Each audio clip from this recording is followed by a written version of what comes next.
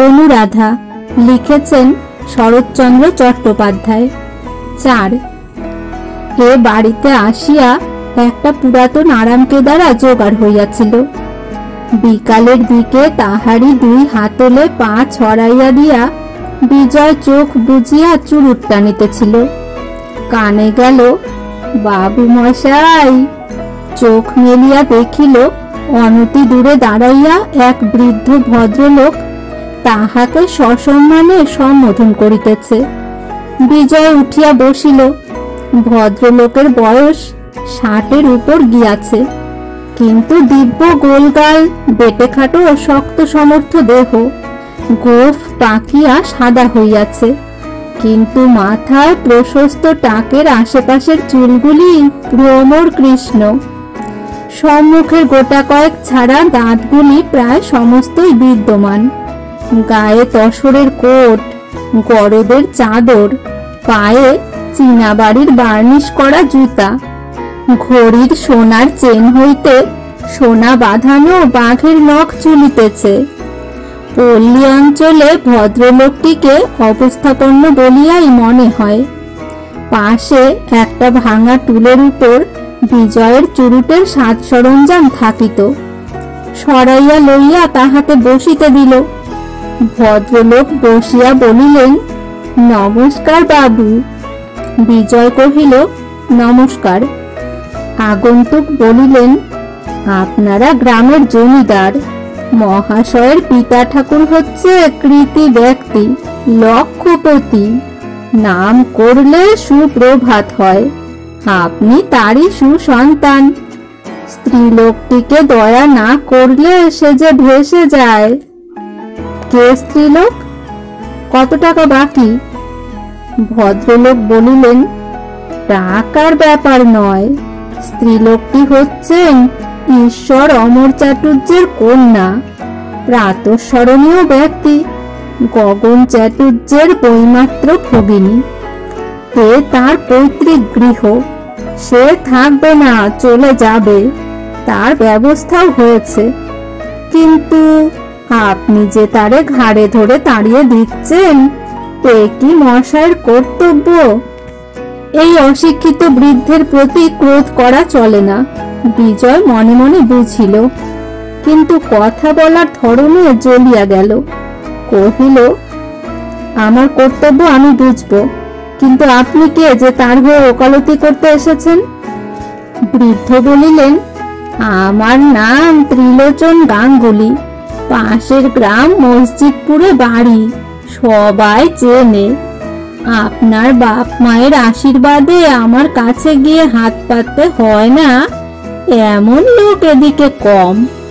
বিশ্বাস না হয় বিনোদ ঘোষকে জিজ্ঞাসা করবেন।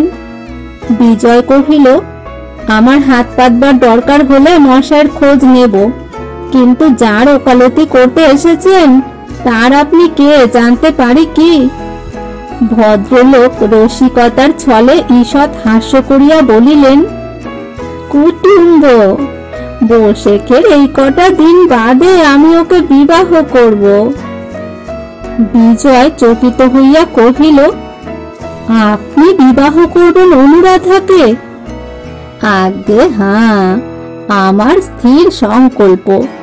জ্যৈষ্ঠ ছাড়া আর দিন নেই, নইলে এই মাসেই শুভকর্ম সমাধা হয়ে যেত। থাকতে দেবার কথা আপনাকে আমার বলতেও হতো না। বিজয় কিছুক্ষণ স্তব্ধ থাকিয়া প্রশ্ন করিল, বিয়ের ঘটকালি করলে কে? গগন চাটুর্যে? বৃদ্ধ রোষ কষায়িত চক্ষে কহিলেন, সে তো ফেরারি আসামি মশাই, প্রজাদের সর্বনাশ করে চম্পট দিয়েছে। এতদিন সেই তো বাধা দিচ্ছিল, নইলে অগ্রাণেই বিবাহ হয়ে যেত। বলে স্বভাব কুলীন, আমরা কৃষ্ণের সন্তান, বংশজের ঘরে বোন দেব না, এই ছিল তার বুলি।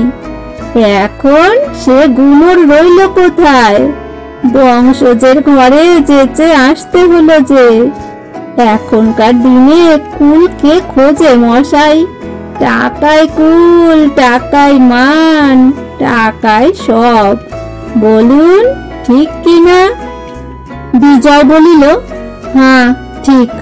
অনুরাধা স্বীকার করেছেন। ভদ্রলোক সদম্ভে জানুতে চপেটাঘাত করিয়া কহিলেন, স্বীকার বলছেন কি মশাই? যাচা যাচি, শহর থেকে এসে আপনি একটা তারা লাগাতেই দু চোখে অন্ধকার। যাই মা তারা দাঁড়াই কোথা, নইলে আমার তো মতলব ঘুরে গিয়েছিল। ছেলেদের অমত, বৌমাদের অমত, মেয়ে জামাইরা সব বেঁকে দাঁড়িয়েছিল। আমিও ভেবেছিলুম দূর হোকবে, দু সংসার তো হলো, আর না। কিন্তু লোক দিয়ে নিজে ডেকে পাঠিয়ে রাধা কেঁদে বললে, গাঙ্গুলি মশাই পায়ে স্থান দাও, তোমার উঠোন ঝাড় দিয়ে খাবো, আমার সেও ভালো। কি করি, স্বীকার করলুম। বিজয় নির্বাক হইয়া বসিয়া রহিল। বৃদ্ধ বলিতে লাগিলেন, বিবাহ এ বাড়িতেই হবে, দেখতে একটু খারাপ দেখাবে, নইলে আমার বাড়িতেই হতে পারত। গগন চাটুর্যের কে এক পিসি আছে, সেই কন্যা সম্প্রদান করবে। এখন কেবল মশাই রাজি হলেই হয়। বিজয় মুখ তুলিয়া বলিল, রাজি হয়ে আমাকে কি করতে হবে বলুন? তারা দেব না, এই তো। বেশ, তাই হবে। এখন আপনি আসুন। নমস্কার। নমস্কার মশাই, নমস্কার। হবেই তো, হবেই তো। আপনার ঠাকুর হলেন লক্ষপতি, প্রাতঃস্মরণীয় লোক, নাম করলে সুপ্রভাত হয়। তা হয়, আপনি এখন আসুন। আসি মশাই, আসি, নমস্কার বলিয়া ত্রিলোচন প্রস্থান করিলেন। লোকটি চলিয়া গেলে বিজয় চুপ করিয়া বসিয়া নিজেকে বুঝাইতেছিল যে তাহার মাথা ব্যথা করিবার কি আছে। বস্তুত এছাড়া মেয়েটির বা উপায় কি? ব্যাপারটা অভাবিত পূর্বও নয়, সংসারে ঘটে না তাও নয়, তবে তাহার দুশ্চিন্তা কিসের? হঠাৎ বিনোদ ঘোষের কথা মনে পড়িল। সেদিন সে বলিতেছিল, অনুরাধা দাদার সঙ্গে এই বলিয়া ঝগড়া করিয়াছে যে কুলের গৌরব লইয়া সে কি করিবে, সহজে দুটা খাইতে পড়িতে যদি পায় সেই যথেষ্ট। প্রতিবাদে গগন রাগ করিয়া বলিয়াছিল, তুই কি বাপ পিতামোর নাম ডোবাতে চাস? অনুরাধা জবাব দিয়াছিল, তুমি তাদের বংশধর, নাম বজায় রাখতে পারো রেখো, আমি পারবো না। এ কথার বেদনা বিজয় বুঝিল না। নিজেও সে যে কৌলিন্য সম্মান এতটুকু বিশ্বাস করে তাও না, কিন্তু তবুও তাহার সহানুভূতি গিয়া পড়িল গগনের ওপরে, এবং অনুরাধার তীক্ষ্ণ প্রত্যুত্তর যতই সে মনে মনে তোলাপাড়া করিতে লাগিল, ততই তাহাকে লজ্জাহীন, লোভী ও হীন বলিয়া মনে হইতে লাগিল। এদিকে উঠানে ক্রমশ লোক জমিতেছে। এইবার তাহাদিগকে লইয়া কাজ শুরু করিতে হইবে, কিন্তু আজ তাহার কিছুই ভালো লাগিল না। দারোয়ানকে দিয়া তাহাদের বিদায় করিয়া দিল, এবং একাকী বসিয়া থাকিতে না পারিয়া কি ভাবিয়া সে একেবারে বাড়ির মধ্যে আসিয়া উপস্থিত হইল। রান্নাঘরের সম্মুখের খোলা বারান্দায় মাদুর পাতিয়া অনুরাধা শুইয়া, তাহার দুই পাশে দুই ছেলে, কুমার ও সন্তোষ। মহাভারতের গল্প চলিতেছে। রাত্রের রান্নাটা সে বেলাবেলি সারিয়া লইয়া নিত্যই এমনি ছেলেদের লইয়া সন্ধ্যার পরে গল্প করে, তারপর কুমারকে খাওয়াইয়া বাহিরে তাহার পিতার কাছে পাঠাইয়া দেয়। জ্যোৎস্না রাত্রি, ঘন পল্লব আম গাছের পাতার ফাঁক দিয়া আসিয়া টুকরা চাঁদের আলো স্থানে স্থানে তাহাদের গায়ের উপরে, মুখের উপরে পড়িয়াছে। গাছের ছায়ায় একটা লোককে এদিকে আসিতে দেখিয়া অনুরাধা চকিত হইয়া জিজ্ঞাসা করিল, কে? আমি বিজয়। তিনজনেই শশব্যস্তে উঠিয়া বসিল। সন্তোষ ছোটবাবুকে অত্যন্ত ভয় করে। প্রথম দিনের স্মৃতি সে ভুলে নাই। উসখুস করিয়া উঠিয়া গেল। কুমারও বন্ধুর অনুসরণ করিল। বিজয় বলিল, ত্রিলোচন গাঙ্গুলিকে আপনি চেনেন? আজ তিনি আমার কাছে এসেছিলেন। অনুরাধা বিস্মিত হইল। আপনার কাছে? কিন্তু আপনি তো তার ঘাতক নন। না, কিন্তু হলে হয়তো আপনার সুবিধে হতো। আমার একদিনের অত্যাচার আপনি আর একদিন শোধ দিতে পারতেন। অনুরাধা চুপ করিয়া রহিল। বিজয় বলিল, তিনি জানিয়ে গেলেন আপনার সঙ্গে তার বিবাহ স্থির হয়েছে। এ কি সত্য? হ্যাঁ। আপনি নিজে উপযাচক হয়ে তাকে রাজি করিয়েছেন? হ্যাঁ, তাই। তাই যদি হয়ে থাকে এ অত্যন্ত লজ্জার কথা। শুধু আপনার নয়, আমারও। আপনার লজ্জা কিসের? সেই কথা জানাতেই আমি এসেছি। ত্রিলোচন বলে গেল শুধু আমার তাড়াতেই বিভ্রান্ত হয়ে নাকি আপনি এ প্রস্তাব করেছেন। বলেছেন আপনার দাঁড়াবার স্থান নেই এবং বহু সাধ্য সাধনায় তাকে সম্মত করিয়েছেন। নইলে এ বয়সে বিবাহের ইচ্ছে সে ত্যাগ করেছিল। শুধু আপনার কান্নাকাটিতে দয়া করে ত্রিলোচন রাজি হয়েছে। হ্যাঁ, এ সবই সত্যি। বিজয় কহিল, আমার তাড়া দেওয়া আমি প্রত্যাহার করছি এবং নিজের আচরণের জন্য ক্ষমা প্রার্থনা করছি। অনুরাধা চুপ করিয়া রহিল। বিজয় বলিল, এবার নিজের তরফ থেকে আপনি প্রস্তাব প্রত্যাহার করুন। না, সে হয় না।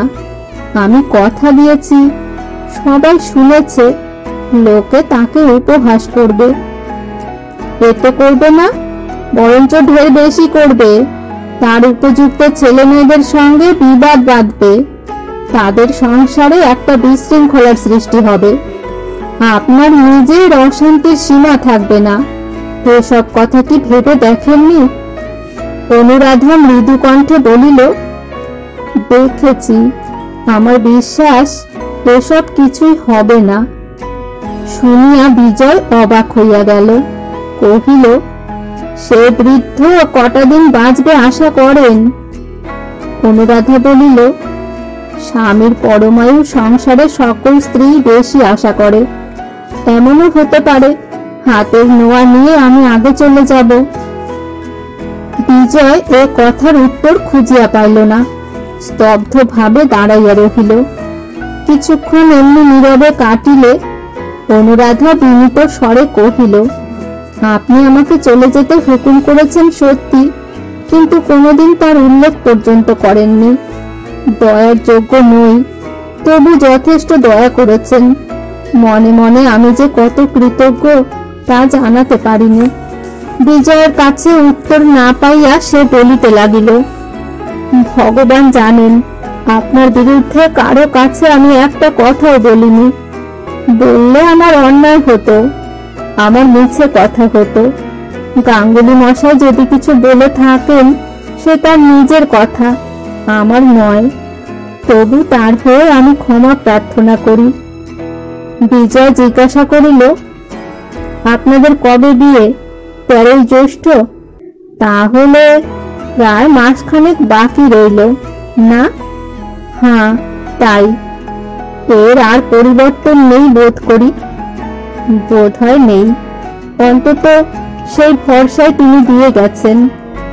বিজয় বহুক্ষণ নীরবে থাকিয়া কহিল, তাহলে আর কিছু আমার বলবার নেই। কিন্তু নিজের ভবিষ্যৎ জীবনটা একবার ভেবে দেখলেন না? আমার এই বড় পরিতাপ। অনুরাধা বলিল, একবার নয় 100 বার ভেবে দেখেছি ছোটবাবু। এই আমার রাত্রি দিনের চিন্তা। আপনি আমার শুভাকাঙ্ক্ষী। আপনাকে কৃতজ্ঞতা জানাবার সত্যিই ভাষা খুঁজে পাইনি। কিন্তু আপনি নিজে একবার আমার সব কথা ভেবে দেখুন দেখি। অর্থ নেই, রূপ নেই, গৃহ নেই, অভিভাবকহীন একাকী পল্লী গ্রামের অনাচার অত্যাচার থেকে কোথাও গিয়ে দাঁড়াবার স্থান নেই। বয়স হলো 23-24। ইনি ছাড়া আমাকে কে বিয়ে করতে চাইবে বলুন তো? তখন অন্যের জন্য কার কাছে গিয়ে হাত পেতে দাঁড়াবো? শুনে আপনারই বা কি মনে হবে? এ সবই সত্য, প্রতিবাদে কিছুই বলিবার নাই। মিনিট 2-3 নিরুত্তরে দাঁড়াইয়া বিজয় গভীর অনুতাপের সহিত বলিল, এ সময়ে আপনার কি আমি কোনো উপকারই করতে পারিনি? পারলে খুশি হব। অনুরাধা কহিল, আপনি আমার অনেক উপকার করেছেন, যা কেউ করতো না। আপনার আশ্রয়ে আমি নির্ভয়ে আছি।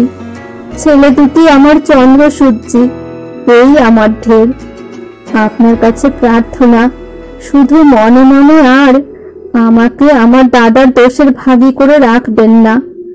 আমি জেনে কোনো অপরাধ করিনি, সে আমি জানতে পেরেছি, আপনাকে বলতে হবে না। এই বলিয়া বিজয় ধীরে ধীরে বাহিরে চলিয়া গেল।